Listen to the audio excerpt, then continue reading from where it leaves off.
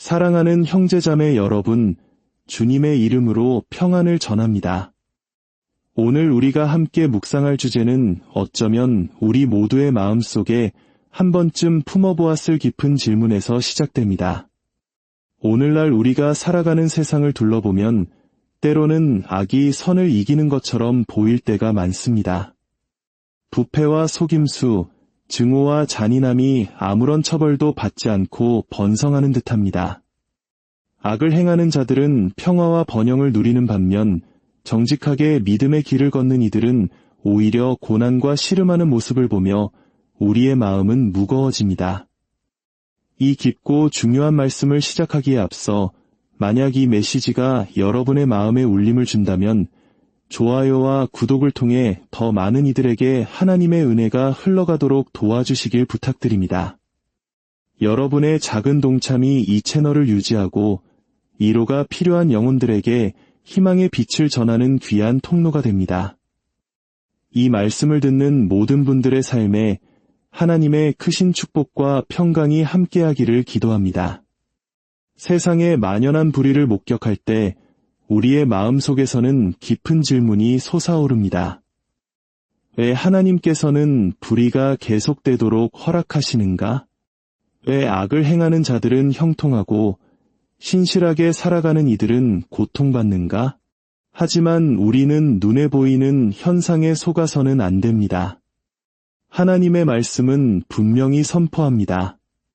그분은 모든 것을 보고 계시며 그분의 완전한 방법과 완벽한 때에 따라 악인들을 다루실 것입니다. 하나님께서 즉각적인 심판을 내리지 않으시는 것, 그분의 오래 참으심은 결코 죄에 대한 승인이 아닙니다. 그것은 그분의 무한한 자비의 표현입니다. 심판의 지연은 하나님께서 죄에 무관심하시다는 뜻이 아니라 너무 늦기 전에 모든 사람이 그분께로 돌아올 기회를 주고 계시다는 의미입니다. 하나님의 인내는 악에 대한 지지가 아니라 우리를 향한 그분의 사랑이 얼마나 크고 깊은지를 보여주는 증거입니다. 성경 전체를 통해 우리는 하나님께서 노하기를 더디하시고 자비가 풍성하신 분임을 배웁니다. 태초부터 그분은 자신을 거역한 자들에게조차 은혜를 베푸셨습니다. 에덴 동산에서 아담과 하와가 불순종했을 때 하나님께서는 인류를 그 즉시 멸하실 수도 있었습니다. 그러나 대신에 그들에게 가죽옷을 입히시고 구속을 약속하시며 마침내 그리스도 안에서 성취될 위대한 구원의 계획을 시작하셨습니다. 그분의 인내는 창조의 새벽부터 시작되어 오늘날까지 이어지고 있으며 이는 한 사람도 멸망하지 않고 모두가 회개에 이르기를 바라시는 그분의 아버지의 마음을 드러냅니다. 그러나 인간의 마음은 종종 하나님의 인내를 하나님의 허락으로 오해합니다. 많은 이들이 하나님의 침묵을 승인으로 착각하여 즉각적인 심판이 없으면 자신의 행동이 용납되는 것이라 생각합니다. 하지만 이것이야말로 죄가 주는 가장 큰 속임수 중 하나입니다. 즉각적인 결과가 없다고 해서 책임이 사라지는 것은 아닙니다. 하나님은 조롱당하실 분이 아닙니다. 사람은 무엇으로 심든지 그대로 거둘 것입니다. 그분의 공의는 결코 잊히지 않으며 오직 자비로 인해 잠시 지연될 뿐입니다. 마침내 심판이 임할 때 그것은 완벽한 시기에 완전한 위로움으로 임할 것입니다. 하나님께서 형벌을 늦추시는 이유는 그분의 사랑에 뿌리를 두고 있습니다. 그분은 자신과 영원히 분리되는 고통의 무게를 아시기에 사람들이 죄에서 돌이켜 용서를 받을 수 있는 모든 가능한 기회를 주시는 것입니다. 매일 아침 떠오르는 태양, 우리가 쉬는 모든 호흡, 살아있는 모든 날이 바로 회개로의 초대입니다. 하나님의 친절하심에도 불구하고 계속해서 반역하는 자들은 그분의 자비가 변화할 기회를 주기 위해 베풀어졌다는 사실을 깨닫지 못한 채 스스로에게 심판을 쌓아가는 것입니다. 로마서 2장 4절은 하나님의 인자하심이 우리를 회개로 이끄시기 위함임을 상기시킵니다. 그분의 인내는 열려있는 자비의 문이지만 그 문은 언젠가 반드시 닫힐 것입니다. 우리는 역사 속에서 이 패턴이 반복되는 것을 봅니다. 노아 시대에 하나님께서는 땅 위에 인간의 죄악이 가득함을 보셨습니다. 그러나 노아가 방주를 짓는 120년 동안 인내하며 기다리셨고 다가올 심판을 경고하셨습니다. 세상은 그를 조롱하고 죄악 속에서 살아가며 경고를 무시했습니다. 하지만 홍수가 닥쳤을 때 모든 것은 너무 늦었습니다. 하나님께서는 그들에게 회개할 시간, 변화할 시간을 주셨지만 그분의 인내는 마침내 공의와 마주했습니다. 니느의 성의 경우도 마찬가지입니다. 하나님께서 요나를 보내 회개를 선포하게 하셨을 때 그 성의 사람들은 악한 길에서 돌이켰고 하나님께서는 심판을 거두셨습니다. 이것이 바로 그분 인내의 아름다움입니다. 그것은 언제나 자비의 소망과 연결되어 있습니다. 그러나 사람들이 그분의 경고를 무시할 때 바로 그 인내가 그들을 정죄하는 근거가 됩니다. 이집트의 파라오는 기적적인 표적들을 통해 하나님의 손길을 보고도 거듭하여 마음을 완악하게 했습니다. 하나님께서는 그에게 수많은 기회를 주셨지만 파라오의 교만은 꺾이지 않았습니다. 결국 하나님의 인내는 끝이 났고 그분의 권능은 심판으로 나타났습니다. 이는 회개의 기회가 반복적으로 거부될 때 자비에도 한계가 있음을 보여줍니다. 거룩한 인내는 거룩한 공의로 변모하는 것입니다. 오늘날에도 많은 사람들이 마치 하나님께서 결코 책임을 묻지 않으실 것처럼 살아갑니다. 그들은 속이고 거짓말하고 권력을 남용하며 다른 이들에게 해를 끼치면서도 아무 일도 즉시 일어나지 않기 때문에 심판을 피했다고 믿습니다. 그러나 하나님의 지연은 무관심이 아니라 거룩한 멈춤입니다. 그분은 어둠에서 돌이켜 그분의 용서를 구할 기회를 모든 이에게 동일하게 주고 계시는 것입니다. 주님의 인내는 우리를 교만하게 만드는 것이 아니라 겸손하게 만들어야 합니다. 그것은 우리를 교만과 반역이 아닌 감사와 회개로 이끌어야 합니다. 유로운 자들에게 하나님의 인내를 이해하는 것은 평안을 가져다 줍니다. 그것은 악이 언택트해 보이는 순간에도 하나님께서 모든 것을 통제하고 계심을 상기시켜 줍니다. 우리는 스스로 문제를 해결하거나 복수할 필요가 없습니다. 왜냐하면 우리는 하나님의 공의가 그분의 완벽한 때에 반드시 승리할 것임을 알기 때문입니다. 그분의 인내는 죄를 간과하신다는 표시가 아닙니다. 그것은 그분이 지혜와 긍휼로 세상을 다스리신다는 증거입니다. 악인에게 회개할 시간을 주시는 동안 그분은 또한 당신의 자녀들에게는 믿음과 인내와 신뢰 안에서 성장할 시간을 주십니다. 그분의 지연은 거절이 아닙니다. 그것은 마음이 변화하고 믿음이 성숙할 수 있는 거룩한 기회입니다. 우리 각자는 그분의 자비의 산 증인입니다. 우리 모두는 그분께서 은혜가 우리 삶에 뿌리내릴 때까지 심판을 보류하셨다는 살아있는 증거입니다. 십자가를 바라볼 때 우리는 신성한 인내와 자비의 궁극적인 표현을 봅니다. 인류의 죄는 죽어 마땅했지만 하나님께서는 대신 우리가 받아야 할 형벌을 자신의 독생자에게 지게 하셨습니다. 심판을 보류하고 용서를 베풀며 자신을 거부한 자들에게까지 사랑을 베푸신 것, 이것이야말로 가장 높은 형태의 인내입니다. 악이 한동안 번성하는 것처럼 보일지라도 그 성공은 일시적일 뿐입니다. 세상은 거짓말하고 속이고 조종하며 다른 사람을 해치는 자들을 보며 그들이 이기고 있다고 생각할지 모릅니다. 그러나 하나님의 말씀은 모든 악행에는 결과가 따른다고 분명히 밝힙니다. 심고 거두는 법칙은 깨뜨릴 수 없습니다. 어둠 속에서 행해진 일은 언젠가 빛 가운데 드러날 것이며 악으로 심은 것은 결국 슬픔의 열매를 맺을 것입니다. 시간이 시작된 이래로 악은 언제나 결과를 마주했습니다. 루시퍼가 하늘에서 반역했을 때 그는 쫓겨났습니다.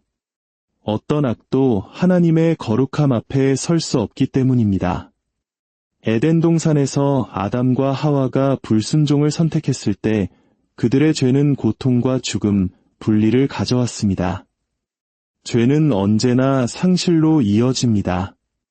평화의 상실, 교제의 상실, 축복의 상실입니다. 이 패턴은 성경 전체에 걸쳐 짜여 있습니다. 가인의 질투는 동생 아벨을 살해하게 했지만 그 폭력적인 행위는 그를 평생 쉴 곳 없는 방랑자로 만들었습니다. 파라오는 마음을 완악하게 하고 하나님의 백성을 노예로 삼았지만 그의 교만은 군대의 파멸과 이집트의 폐허로 이어졌습니다. 사울 왕은 하나님의 지시에 반역했고 그의 불순종은 왕국을 잃는 대가를 치르게 했습니다. 이 모든 예는 하나님의 공의는 피할 수 없음을 우리에게 상기시킵니다. 악은 언제나 파멸을 가져옵니다. 그것이 즉시 일어나든 시간에 걸쳐 서서히 드러나든 말입니다. 죄는 그 자체 안에 파멸의 씨앗을 품고 있습니다. 교만은 몰락으로, 탐욕은 공허함으로, 속임수는 폭로로, 잔인함은 파멸로 이어집니다. 오늘 강해 보이는 것도 결국 하나님의 진리의 무게 아래 무너질 것입니다. 때로 악의 결과는 눈에 보이고 극적입니다. 부패한 체제가 무너지고 폭군이 권력을 잃으며 숨겨진 추문이 세상에 드러나는 것을 봅니다. 또 다른 때에 그 결과는 내면적입니다. 깨어진 마음, 파괴된 가정, 고통받는 정신, 영적인 공허함입니다. 세상이 그 몰락을 보지 못하더라도 하나님은 모든 것을 보시며 그분의 공의는 영혼 깊은 곳까지 미칩니다. 죄인은 인간의 법정은 피할 수 있을지 몰라도 하나님의 심판은 결코 피할 수 없습니다. 시편 기자는 한때 번영하는 악인들을 부러워했다고 고백했습니다. 그러나 그가 하나님의 성소에 들어갔을 때 그는 그들의 종말을 깨달았습니다. 그들의 명백한 성공은 일시적이었고 그들의 몰락은 확실했습니다. 악은 하나님께서 손을 드실 때까지만 강해 보입니다. 그분이 움직이시면 아무도 설 수 없습니다. 하나님의 주권에 대한 가장 심오한 진리 중 하나는 그분께서 원수가 악을 위해 의도한 것조차도 당신의 더 큰 목적을 섬기는 선한 것으로 바꾸실 수 있다는 것입니다.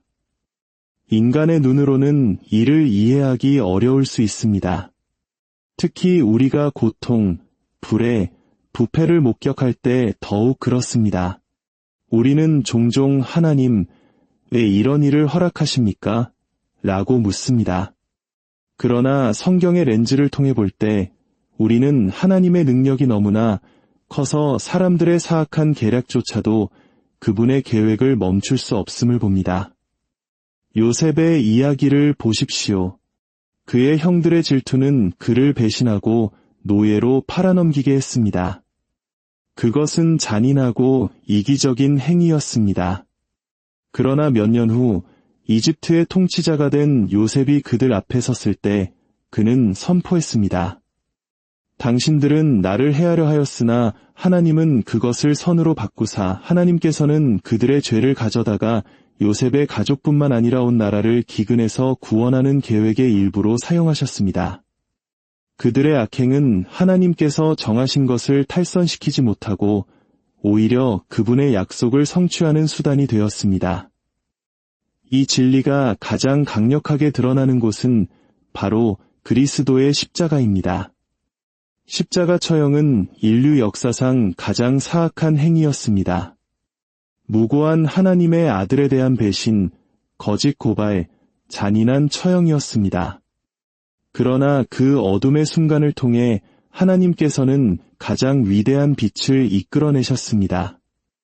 구원자를 파괴하려던 바로 그 사건이 모든 인류를 위한 구원의 수단이 되었습니다.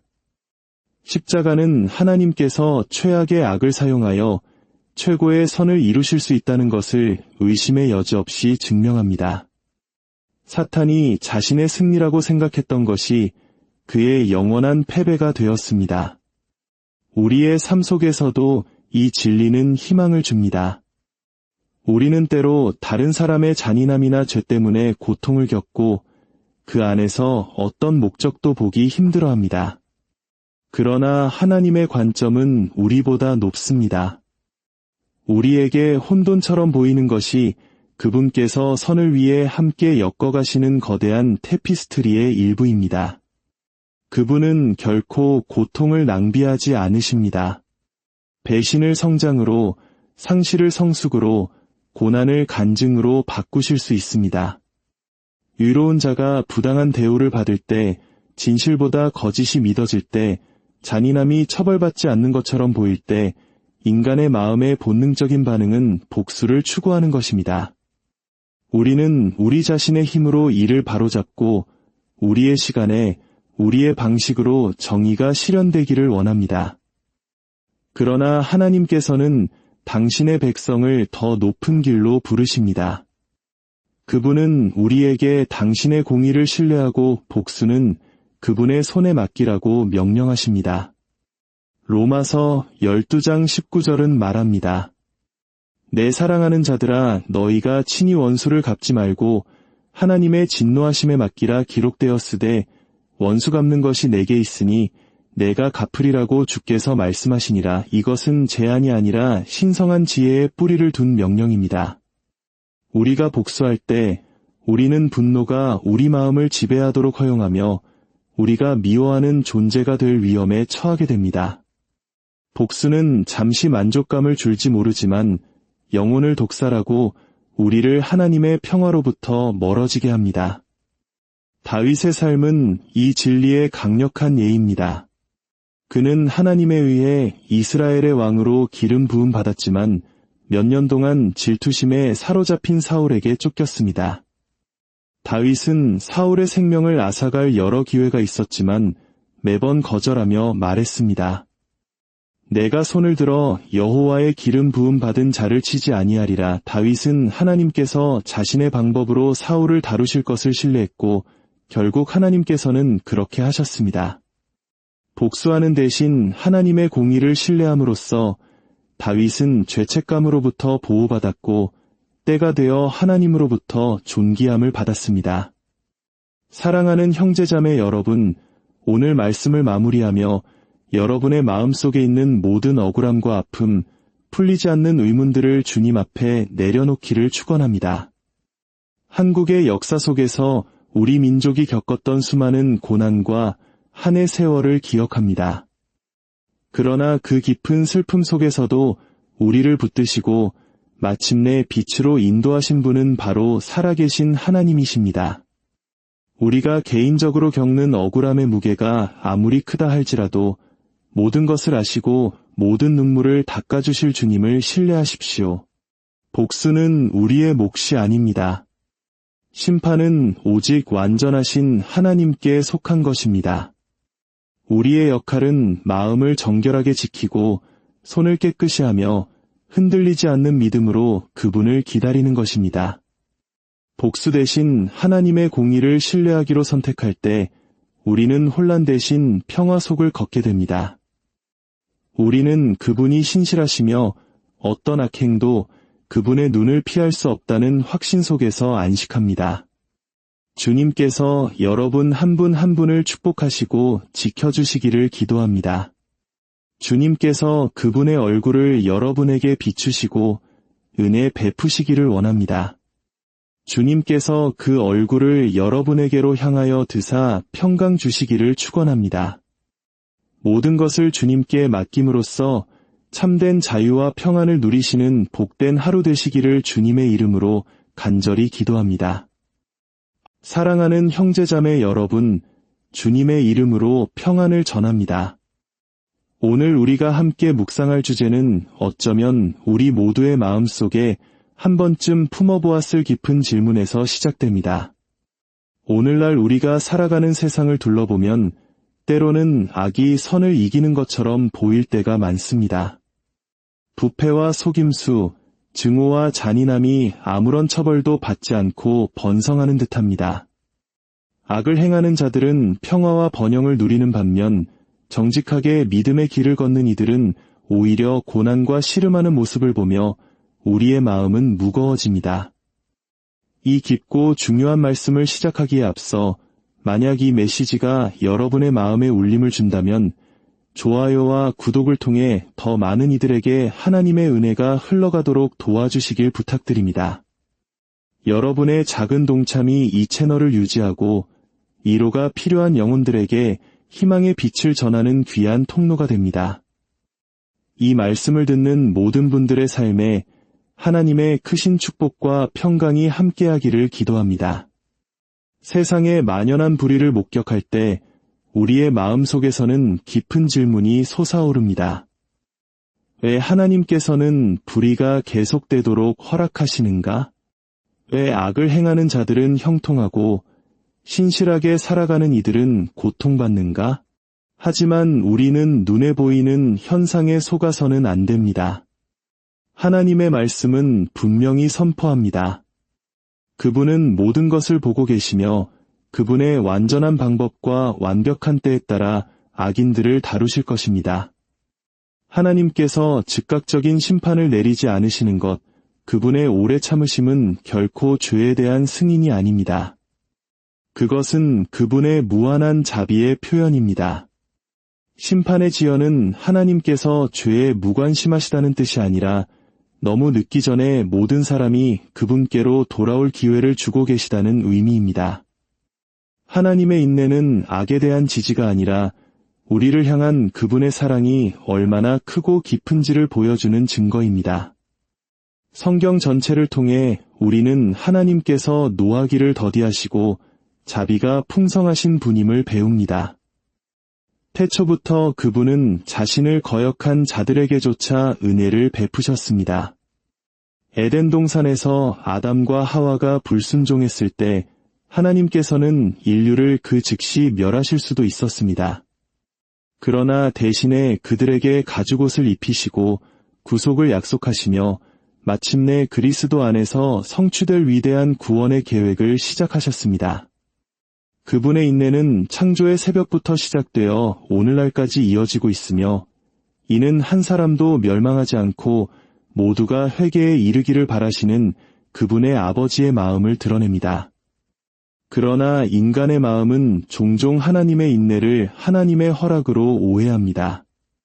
많은 이들이 하나님의 침묵을 승인으로 착각하여 즉각적인 심판이 없으면 자신의 행동이 용납되는 것이라 생각합니다.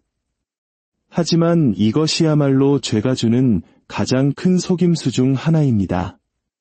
즉각적인 결과가 없다고 해서 책임이 사라지는 것은 아닙니다. 하나님은 조롱당하실 분이 아닙니다. 사람은 무엇으로 심든지 그대로 거둘 것입니다. 그분의 공의는 결코 잊히지 않으며 오직 자비로 인해 잠시 지연될 뿐입니다. 마침내 심판이 임할 때 그것은 완벽한 시기에 완전한 의로움으로 임할 것입니다. 하나님께서 형벌을 늦추시는 이유는 그분의 사랑에 뿌리를 두고 있습니다. 그분은 자신과 영원히 분리되는 고통의 무게를 아시기에 사람들이 죄에서 돌이켜 용서를 받을 수 있는 모든 가능한 기회를 주시는 것입니다. 매일 아침 떠오르는 태양, 우리가 쉬는 모든 호흡, 살아있는 모든 날이 바로 회개로의 초대입니다. 하나님의 친절하심에도 불구하고 계속해서 반역하는 자들은 그분의 자비가 변화할 기회를 주기 위해 베풀어졌다는 사실을 깨닫지 못한 채 스스로에게 심판을 쌓아가는 것입니다. 로마서 2장 4절은 하나님의 인자하심이 우리를 회개로 이끄시기 위함임을 상기시킵니다. 그분의 인내는 열려있는 자비의 문이지만 그 문은 언젠가 반드시 닫힐 것입니다. 우리는 역사 속에서 이 패턴이 반복되는 것을 봅니다. 노아 시대에 하나님께서는 땅 위에 인간의 죄악이 가득함을 보셨습니다. 그러나 노아가 방주를 짓는 120년 동안 인내하며 기다리셨고 다가올 심판을 경고하셨습니다. 세상은 그를 조롱하고 죄악 속에서 살아가며 경고를 무시했습니다. 하지만 홍수가 닥쳤을 때 모든 것은 너무 늦었습니다. 하나님께서는 그들에게 회개할 시간, 변화할 시간을 주셨지만 그분의 인내는 마침내 공의와 마주했습니다. 니느의 성의 경우도 마찬가지입니다.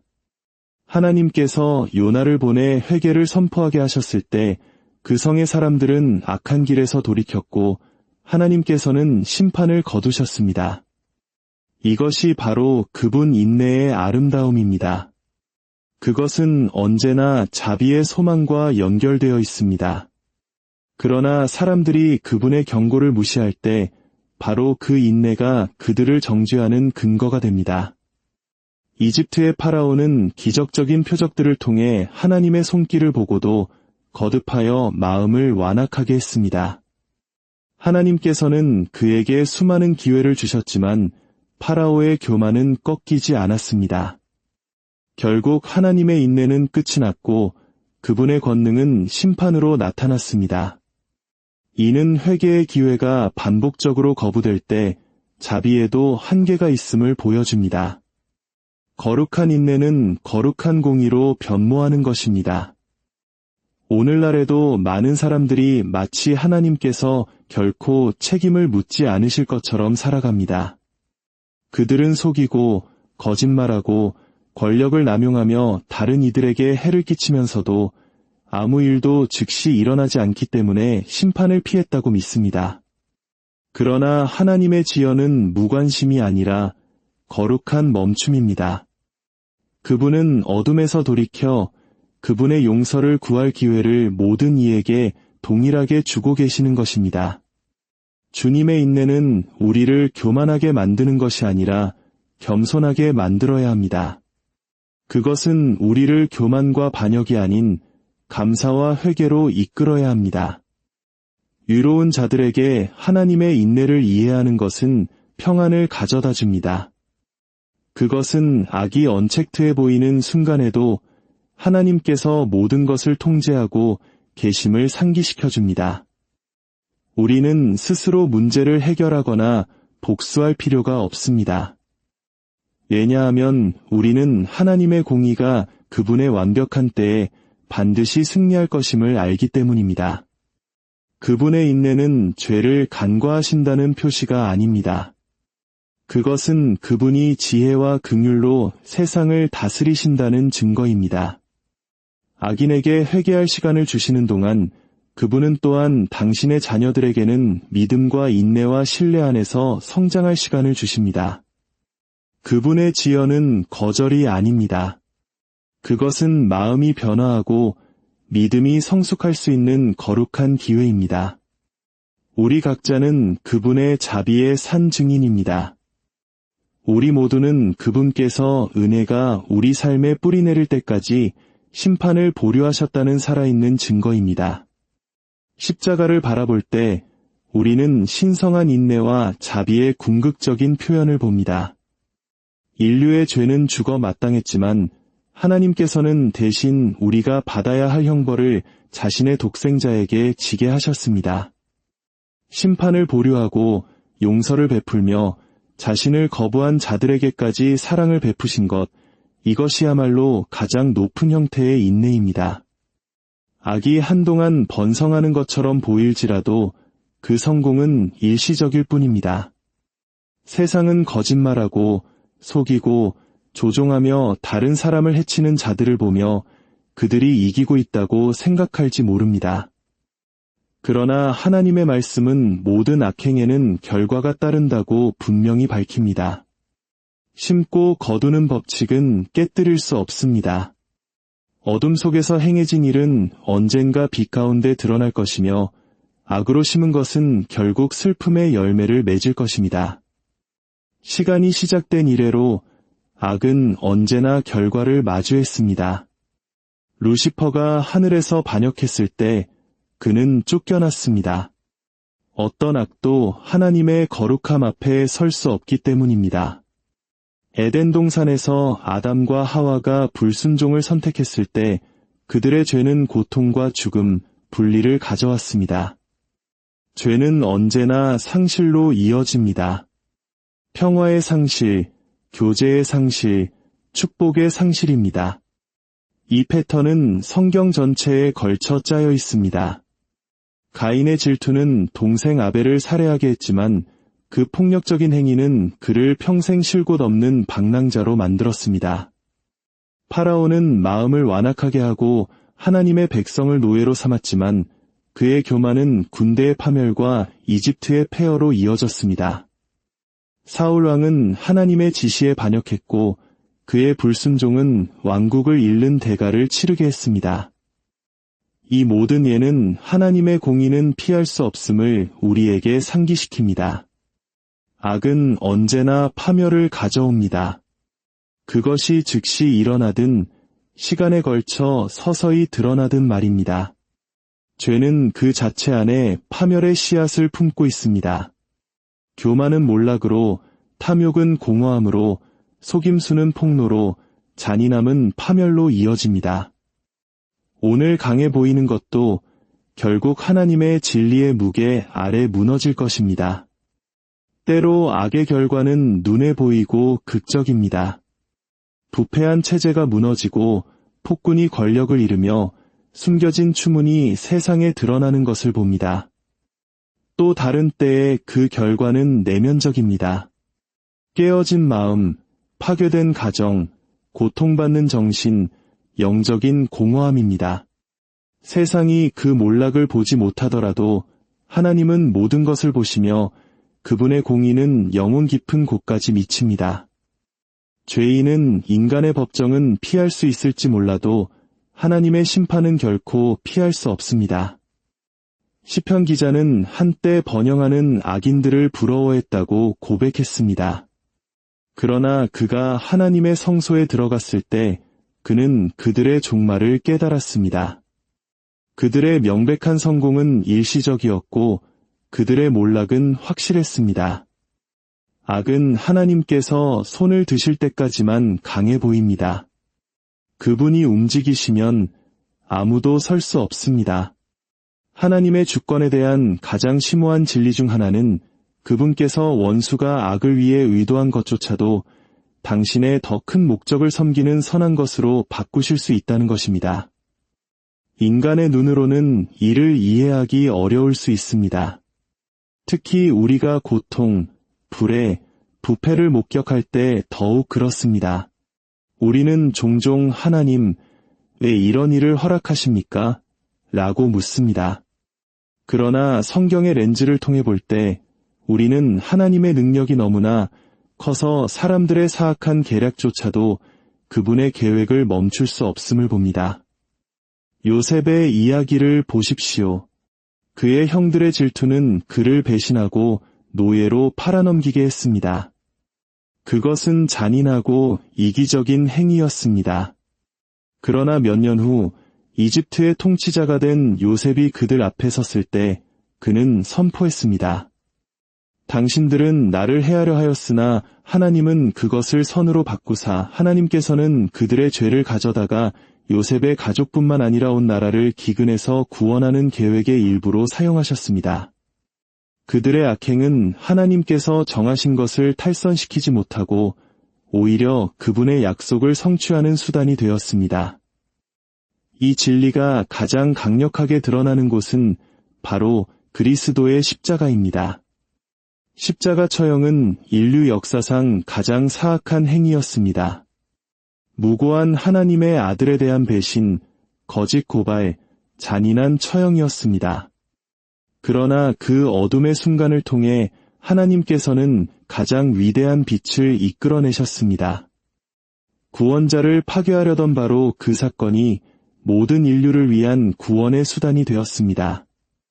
십자가는 하나님께서 최악의 악을 사용하여 최고의 선을 이루실 수 있다는 것을 의심의 여지 없이 증명합니다. 사탄이 자신의 승리라고 생각했던 것이 그의 영원한 패배가 되었습니다. 우리의 삶 속에서도 이 진리는 희망을 줍니다. 우리는 때로 다른 사람의 잔인함이나 죄 때문에 고통을 겪고 그 안에서 어떤 목적도 보기 힘들어합니다. 그러나 하나님의 관점은 우리보다 높습니다. 우리에게 혼돈처럼 보이는 것이 그분께서 선을 위해 함께 엮어가시는 거대한 테피스트리의 일부입니다. 그분은 결코 고통을 낭비하지 않으십니다. 배신을 성장으로, 상실을 성숙으로, 고난을 간증으로 바꾸실 수 있습니다. 의로운 자가 부당한 대우를 받을 때, 진실보다 거짓이 믿어질 때, 잔인함이 처벌받지 않는 것처럼 보일 때, 인간의 마음의 본능적인 반응은 복수를 추구하는 것입니다. 우리는 우리 자신의 힘으로 이를 바로잡고 우리의 시간에 우리의 방식으로 정의가 실현되기를 원합니다. 그러나 하나님께서는 당신의 백성을 더 높은 길로 부르십니다. 그분은 우리에게 당신의 공의를 신뢰하고 복수는 그분의 손에 맡기라고 명령하십니다. 로마서 12장 19절은 말합니다. 내 사랑하는 자들아 너희가 친히 원수를 갚지 말고 하나님의 진노하심에 맡기라 기록되었으되 원수 갚는 것이 내게 있으니 내가 갚으리라고 주께서 말씀하시니라. 이것은 제한이 아니라 신성한 지혜의 뿌리를 둔 명령입니다. 우리가 복수할 때 우리는 분노가 우리 마음을 지배하도록 허용하며 우리가 미워하는 존재가 될 위험에 처하게 됩니다. 복수는 잠시 만족감을 줄지 모르지만 영혼을 독살하고 우리를 하나님의 평화로부터 멀어지게 합니다. 다윗의 삶은 이 진리의 강력한 예입니다. 그는 하나님에 의해 이스라엘의 왕으로 기름 부음 받았지만 몇 년 동안 질투심에 사로잡힌 사울에게 쫓겼습니다. 다윗은 사울의 생명을 앗아갈 여러 기회가 있었지만 매번 거절하며 말했습니다. 내가 손을 들어 여호와의 기름 부음 받은 자를 치지 아니하리라. 다윗은 하나님께서 자신의 방법으로 사울을 다루실 것을 신뢰했고 결국 하나님께서는 그렇게 하셨습니다. 복수하는 대신 하나님의 공의를 신뢰함으로써 다윗은 죄책감으로부터 보호받았고 때가 되어 하나님으로부터 존귀함을 받았습니다. 사랑하는 형제자매 여러분, 오늘 말씀을 마무리하며 여러분의 마음속에 있는 모든 억울함과 아픔, 풀리지 않는 의문들을 주님 앞에 내려놓기를 축원합니다. 한국의 역사 속에서 우리 민족이 겪었던 수많은 고난과 한 해 세월을 기억합니다. 그러나 그 깊은 슬픔 속에서도 우리를 붙드시고 마침내 빛으로 인도하신 분은 바로 살아계신 하나님이십니다.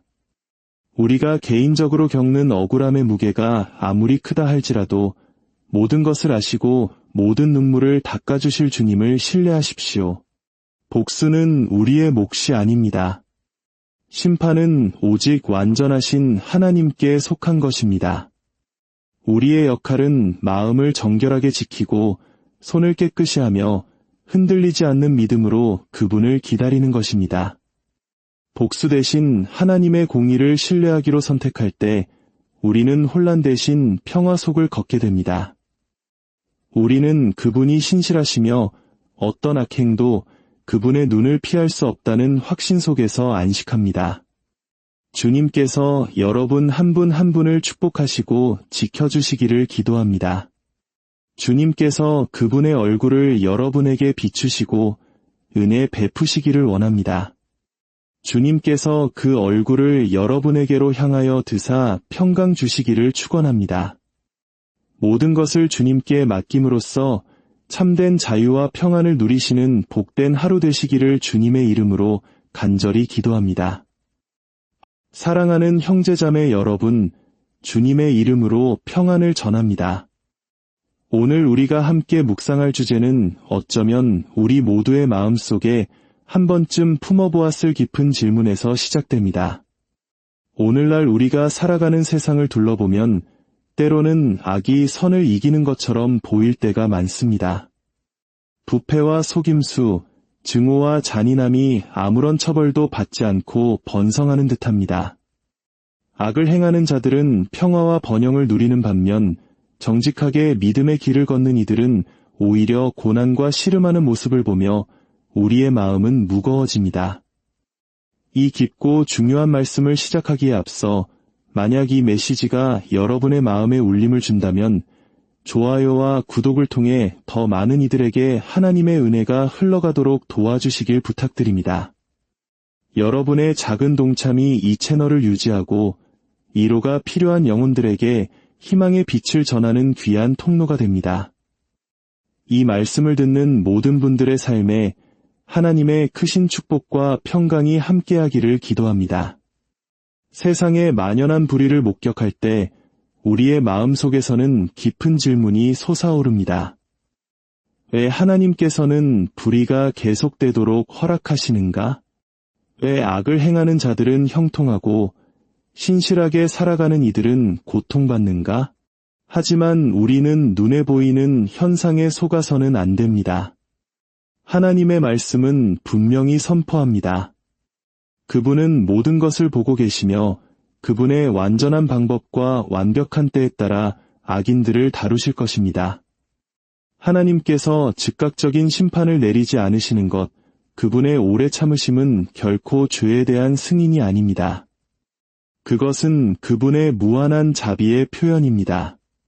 심판의 지연은 하나님께서 죄에 무관심하시다는 뜻이 아니라 너무 늦기 전에 모든 사람이 그분께로 돌아올 기회를 주고 계시다는 의미입니다. 하나님의 인내는 악에 대한 지지가 아니라 우리를 향한 그분의 사랑이 얼마나 크고 깊은지를 보여주는 증거입니다. 성경 전체를 통해 우리는 하나님께서 노하기를 더디하시고 자비가 풍성하신 분임을 배웁니다. 태초부터 그분은 자신을 거역한 자들에게조차 은혜를 베푸셨습니다. 에덴 동산에서 아담과 하와가 불순종했을 때 하나님께서는 인류를 그 즉시 멸하실 수도 있었습니다. 그러나 대신에 그들에게 가죽옷을 입히시고 구속을 약속하시며 마침내 그리스도 안에서 성취될 위대한 구원의 계획을 시작하셨습니다. 그분의 인내는 창조의 새벽부터 시작되어 오늘날까지 이어지고 있으며 이는 한 사람도 멸망하지 않고 모두가 회개에 이르기를 바라시는 그분의 아버지의 마음을 드러냅니다.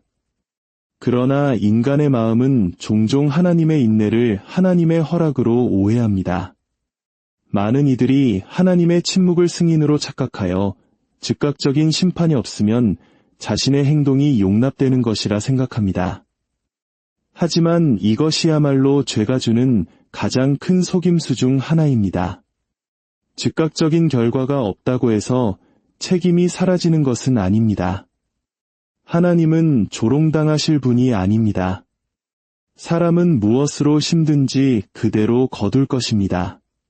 그분의 공의는 결코 잊히지 않으며 오직 자비로 인해 잠시 지연될 뿐입니다. 마침내 심판이 임할 때 그것은 완벽한 시기에 완전한 의로움으로 임할 것입니다. 하나님께서 형벌을 늦추시는 이유는 그분의 사랑에 뿌리를 두고 있습니다. 그분은 자신과 영원히 분리되는 고통의 무게를 아시기에 사람들이 죄에서 돌이켜 용서를 받을 수 있는 모든 가능한 기회를 주시는 것입니다. 매일 아침 떠오르는 태양, 우리가 쉬는 모든 호흡, 살아있는 모든 날이 바로 회개로의 초대입니다.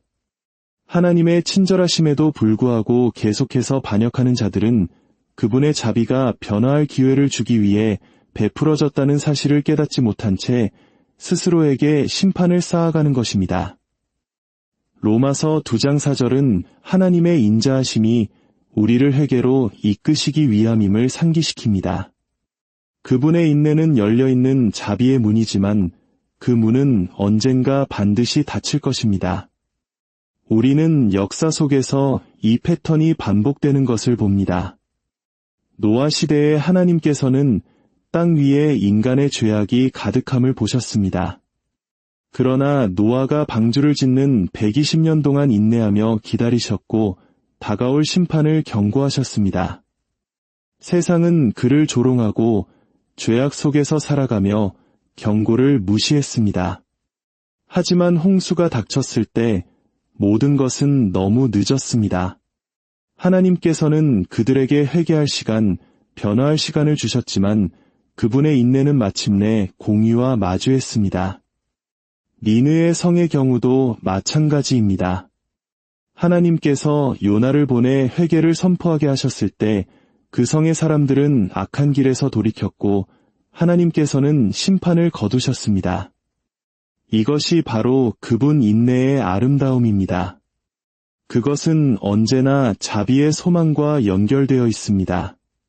그러나 사람들이 그분의 경고를 무시할 때 바로 그 인내가 그들을 정죄하는 근거가 됩니다. 이집트의 파라오는 기적적인 표적들을 통해 하나님의 손길을 보고도 거듭하여 마음을 완악하게 했습니다. 하나님께서는 그에게 수많은 기회를 주셨지만 파라오의 교만은 꺾이지 않았습니다. 결국 하나님의 인내는 끝이 났고 그분의 권능은 심판으로 나타났습니다. 이는 회개의 기회가 반복적으로 거부될 때 자비에도 한계가 있음을 보여줍니다.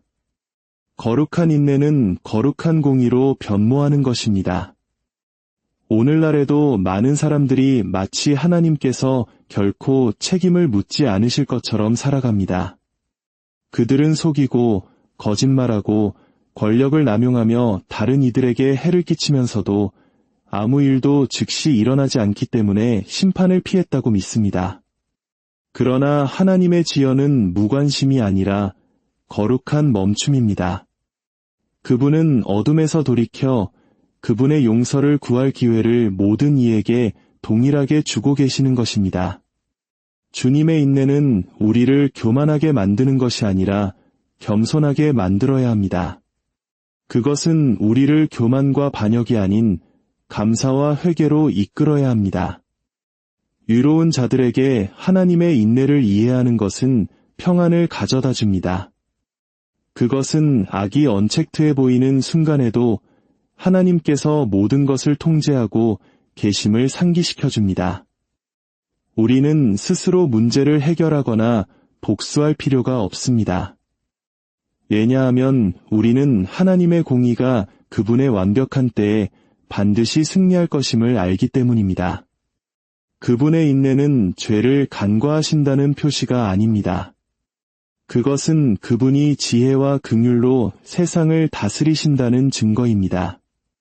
악인에게 회개할 시간을 주시는 동안 그분은 또한 당신의 자녀들에게는 믿음과 인내와 신뢰 안에서 성장할 시간을 주십니다. 그분의 지연은 거절이 아닙니다. 그것은 마음이 변화하고 믿음이 성숙할 수 있는 거룩한 기회입니다. 우리 각자는 그분의 자비의 산 증인입니다. 우리 모두는 그분께서 은혜가 우리 삶에 뿌리내릴 때까지 심판을 보류하셨다는 살아있는 증거입니다. 십자가를 바라볼 때 우리는 신성한 인내와 자비의 궁극적인 표현을 봅니다.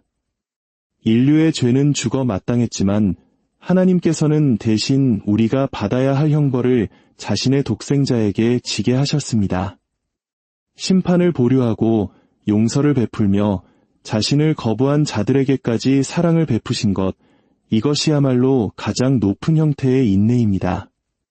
악이 한동안 번성하는 것처럼 보일지라도 그 성공은 일시적일 뿐입니다.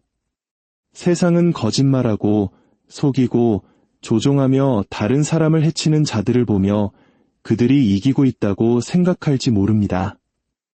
그러나 하나님의 말씀은 모든 악행에는 결과가 따른다고 분명히 밝힙니다. 심고 거두는 법칙은 깨뜨릴 수 없습니다. 어둠 속에서 행해진 일은 언젠가 빛 가운데 드러날 것이며 악으로 심은 것은 결국 슬픔의 열매를 맺을 것입니다. 시간이 시작된 이래로 악은 언제나 결과를 마주했습니다. 루시퍼가 하늘에서 반역했을 때 그는 쫓겨났습니다. 어떤 악도 하나님의 거룩함 앞에 설 수 없기 때문입니다. 에덴 동산에서 아담과 하와가 불순종을 선택했을 때 그들의 죄는 고통과 죽음, 분리를 가져왔습니다. 죄는 언제나 상실로 이어집니다. 평화의 상실, 교제의 상실, 축복의 상실입니다. 이 패턴은 성경 전체에 걸쳐 짜여 있습니다. 가인의 질투는 동생 아벨을 살해하게 했지만 그 폭력적인 행위는 그를 평생 쉴 곳 없는 방랑자로 만들었습니다. 파라오는 마음을 완악하게 하고 하나님의 백성을 노예로 삼았지만 그의 교만은 군대의 파멸과 이집트의 폐허로 이어졌습니다. 사울 왕은 하나님의 지시에 반역했고 그의 불순종은 왕국을 잃는 대가를 치르게 했습니다. 이 모든 예는 하나님의 공의는 피할 수 없음을 우리에게 상기시킵니다. 악은 언제나 파멸을 가져옵니다. 그것이 즉시 일어나든 시간에 걸쳐 서서히 드러나든 말입니다. 죄는 그 자체 안에 파멸의 씨앗을 품고 있습니다. 교만은 몰락으로, 탐욕은 공허함으로, 속임수는 폭로로, 잔인함은 파멸로 이어집니다. 오늘 강해 보이는 것도 결국 하나님의 진리의 무게 아래 무너질 것입니다.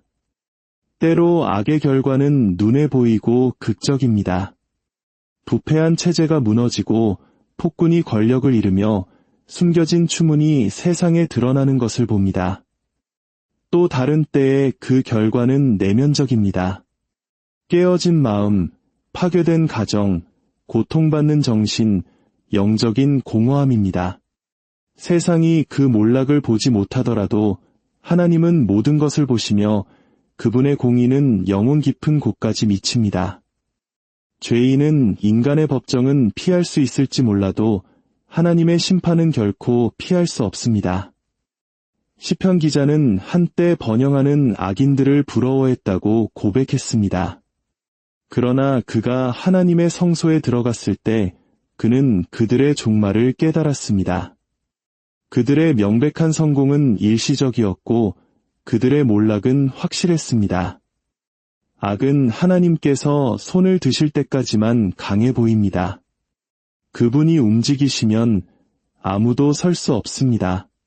하나님의 주권에 대한 가장 심오한 진리 중 하나는 그분께서 원수가 악을 위해 의도한 것조차도 당신의 더 큰 목적을 섬기는 선한 것으로 바꾸실 수 있다는 것입니다. 인간의 눈으로는 이를 이해하기 어려울 수 있습니다.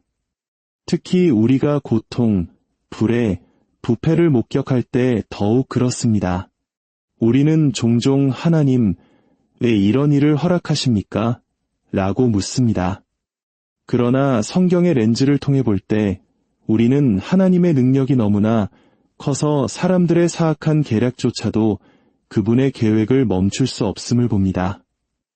요셉의 이야기를 보십시오. 그의 형들의 질투는 그를 배신하고 노예로 팔아넘기게 했습니다.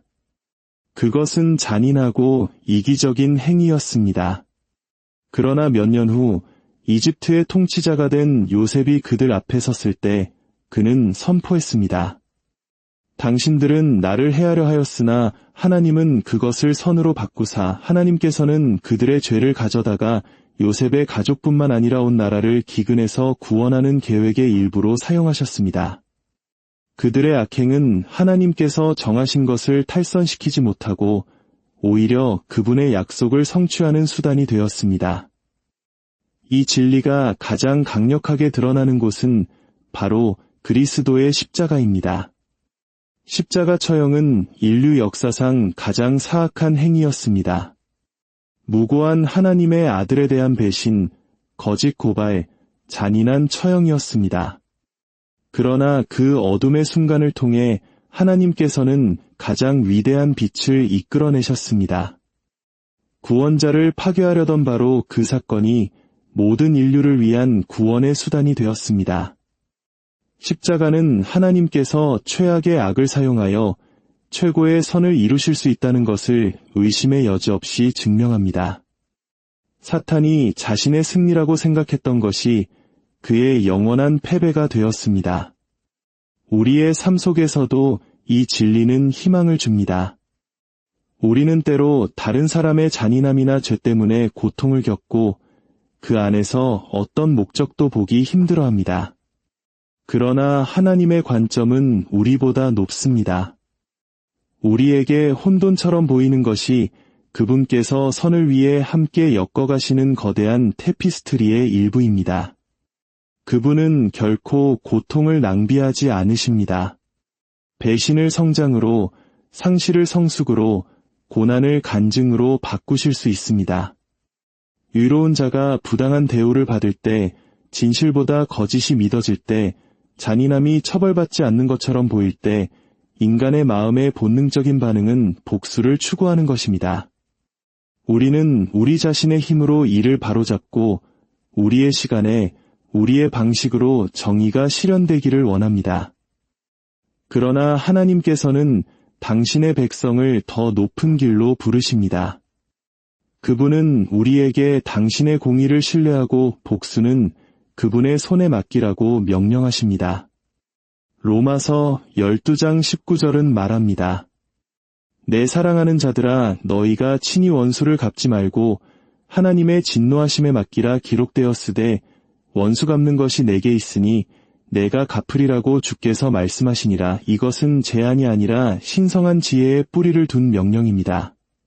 우리가 복수할 때 우리는 분노가 우리 마음을 지배하도록 허용하며 우리가 미워하는 존재가 될 위험에 처하게 됩니다. 복수는 잠시 만족감을 줄지 모르지만 영혼을 독살하고 우리를 하나님의 평화로부터 멀어지게 합니다.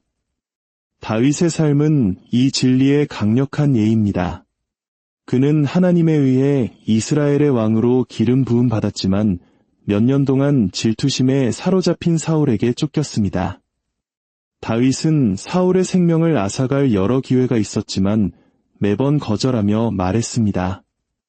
내가 손을 들어 여호와의 기름 부음 받은 자를 치지 아니하리라. 다윗은 하나님께서 자신의 방법으로 사울을 다루실 것을 신뢰했고 결국 하나님께서는 그렇게 하셨습니다. 복수하는 대신 하나님의 공의를 신뢰함으로써 다윗은 죄책감으로부터 보호받았고 때가 되어 하나님으로부터 존귀함을 받았습니다. 사랑하는 형제자매 여러분, 오늘 말씀을 마무리하며 여러분의 마음속에 있는 모든 억울함과 아픔, 풀리지 않는 의문들을 주님 앞에 내려놓기를 축원합니다. 한국의 역사 속에서 우리 민족이 겪었던 수많은 고난과 한 해 세월을 기억합니다. 그러나 그 깊은 슬픔 속에서도 우리를 붙드시고 마침내 빛으로 인도하신 분은 바로 살아계신 하나님이십니다. 우리가 개인적으로 겪는 억울함의 무게가 아무리 크다 할지라도 모든 것을 아시고 모든 눈물을 닦아주실 주님을 신뢰하십시오. 복수는 우리의 몫이 아닙니다. 심판은 오직 완전하신 하나님께 속한 것입니다. 우리의 역할은 마음을 정결하게 지키고 손을 깨끗이 하며 흔들리지 않는 믿음으로 그분을 기다리는 것입니다. 복수 대신 하나님의 공의를 신뢰하기로 선택할 때 우리는 혼란 대신 평화 속을 걷게 됩니다. 우리는 그분이 신실하시며 어떤 악행도 그분의 눈을 피할 수 없다는 확신 속에서 안식합니다. 주님께서 여러분 한 분 한 분을 축복하시고 지켜주시기를 기도합니다. 주님께서 그분의 얼굴을 여러분에게 비추시고 은혜 베푸시기를 원합니다. 주님께서 그 얼굴을 여러분에게로 향하여 드사 평강 주시기를 축원합니다. 모든 것을 주님께 맡김으로써 참된 자유와 평안을 누리시는 복된 하루 되시기를 주님의 이름으로 간절히 기도합니다. 사랑하는 형제자매 여러분, 주님의 이름으로 평안을 전합니다. 오늘 우리가 함께 묵상할 주제는 어쩌면 우리 모두의 마음속에 한 번쯤 품어보았을 깊은 질문에서 시작됩니다. 오늘날 우리가 살아가는 세상을 둘러보면 때로는 악이 선을 이기는 것처럼 보일 때가 많습니다. 부패와 속임수, 증오와 잔인함이 아무런 처벌도 받지 않고 번성하는 듯합니다. 악을 행하는 자들은 평화와 번영을 누리는 반면 정직하게 믿음의 길을 걷는 이들은 오히려 고난과 씨름하는 모습을 보며 우리의 마음은 무거워집니다. 이 깊고 중요한 말씀을 시작하기에 앞서 만약 이 메시지가 여러분의 마음에 울림을 준다면 좋아요와 구독을 통해 더 많은 이들에게 하나님의 은혜가 흘러가도록 도와주시길 부탁드립니다. 여러분의 작은 동참이 이 채널을 유지하고 위로가 필요한 영혼들에게 희망의 빛을 전하는 귀한 통로가 됩니다. 이 말씀을 듣는 모든 분들의 삶에 하나님의 크신 축복과 평강이 함께하기를 기도합니다. 세상의 만연한 불의를 목격할 때 우리의 마음속에서는 깊은 질문이 솟아오릅니다.